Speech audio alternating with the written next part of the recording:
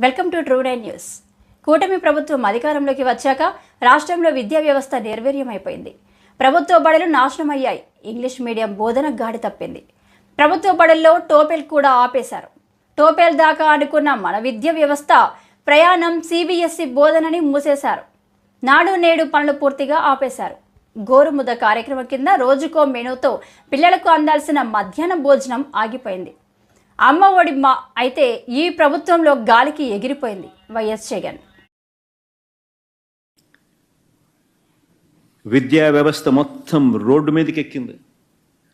Government బడులు నాశనం అయ్యాయి. ఇంగ్లీష్ మీడియం గాడి తెప్పింది.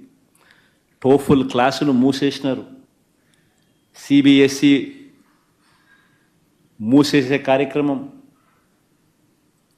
ఐబీ దాకా ప్రయాణం అనుకునేది సిబిఎస్ఈని కూడా మూసేసే కార్యక్రమం. సబ్జెక్ట్ టీచర్ కాన్సెప్ట్, సబ్జెక్ట్ టీచర్లు గాలికి వదిలేసినారు. నాడు నేడు పనులు ఆగిపోయాయి.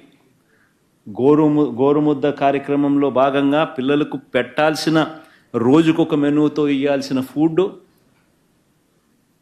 పూర్తిగా నిర్వీర్యమైపోయింది. అమ్మఒడి అయితే నేను చెప్పాల్సిన పనుల గాలికి ఎగిరిపోయింది. విద్యా వ్యవస్థ పూర్తిగా నిర్వీర్యమైపోయిన పరిస్థితి. వైద్యం కూడా పరిస్థితి అంతే. ఆరోగ్యశ్రీకి ఇవ్వాలి.